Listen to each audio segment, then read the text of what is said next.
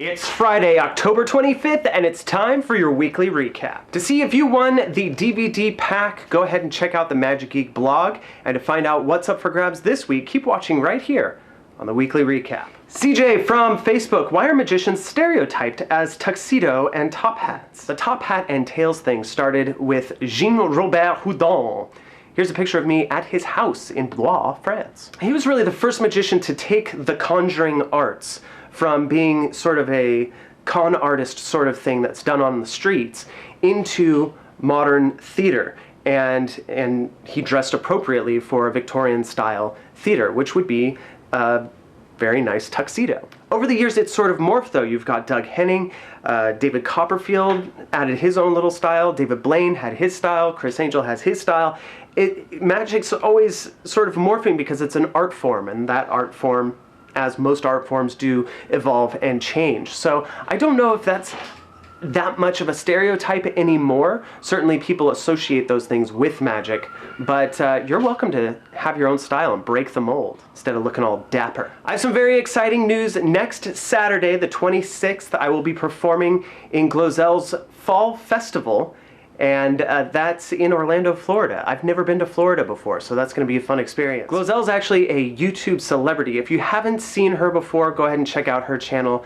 Very good stuff. And here's a picture of her at Magic Geek headquarters. She's going to be at the festival, I'm going to be at the festival, and Rachel and Colleen are also going to be at the festival. We're all performing, and we're all going to have a great time. I hope to see all of you Floridians out there checking out the free show. That's right, it's a free festival. Come on by and say hello. Alejandro from Facebook, Chris, do you like waffles? I love waffles, and my favorite thing to do with them is heat up the syrup before I put it on. Cold syrup on warm waffles, to me, just kind of ruins it. So warm up that syrup, that's all I'm saying. Dawn from Facebook, which is better, effects that are mechanical or gimmicked, or skill-based effects? I don't think either one is better. I think that they both have their place in magic. I know a lot of guys pride themselves on just being able to do everything mechanically or with sleight of hand, but I don't think that everything is possible with sleight of hand. Some things are only achievable with a gimmick. I will say that gimmicks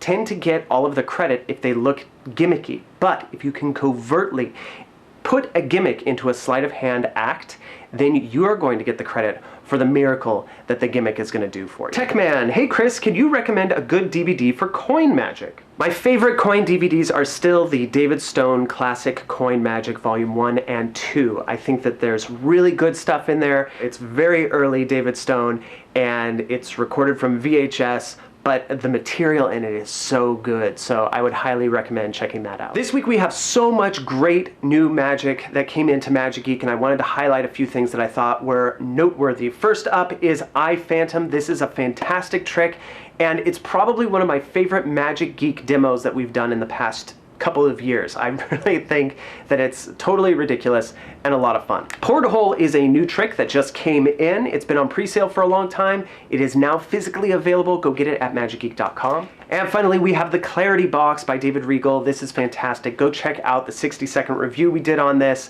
I highly recommend this. I know the price point's a little higher than usual, but I definitely think that this will fit into your magic show and be a showstopper. It is fantastic. Check it out at magicgeek.com. Connor from Twitter, Magic Geek, who is your wife? My wife's name is Jessica, and she is awesome, and she takes care of my kids and me. So she's mine. Stay away. Rob Davis, what kind of PA system do you recommend? Something easily portable for platform performances. I use the Happy Amp system. I really like it. It's small and portable, and it patches into larger PA systems. Dallin, do you tell your wife your magic secrets? If so, how long do you usually wait before telling her? A lot of questions about my wife this week. What are you guys up to? Here's the thing about my wife. She is incredibly smart. I mean, she's like a genius. So she figures out everything. She figures out magic. She figures out what I'm getting her for Christmas or her birthday. She figures out everything. I can't keep a secret from her at all. So that combined with me showing her magic before I show anybody else, it's sort of under-practiced. Typically she figures everything out. Last week I asked you which costumes you were going to wear for Christmas.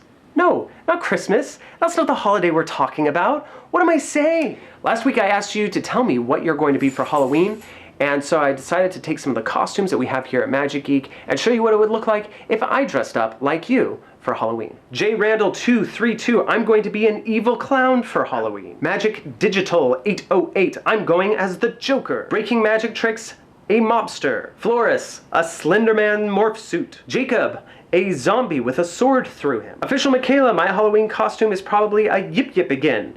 And do you know what a Yip Yip is? Yep. Trevor, I'm going to be a person in a tuxedo with a knife in my back. The Hypno Spider, I honestly don't dress up for Halloween. Sebi, I hand out candy, but I'm totally gonna dress up as a magician. Merle is going to be a really scary scarecrow. Isaac's gonna dress up as Gambit from X-Men. Jackson, I'm gonna be a zombie cop. 444RR is gonna go as Terry Wrinkle-Noggin. He's looking for a mustache.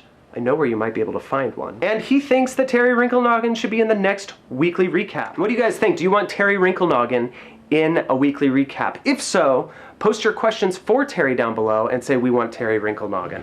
Oh, hello! It's me, Terry Wrinkle-Noggin. This year I was planning on being Mr. Incredible because my family is proportioned just right to be the Incredibles. Seemed like a good fit. My kids weren't that into it though, so we decided to go a different direction. This year I'm going to be Indiana Jones with my son Jacob. He's also going to be Indiana Jones.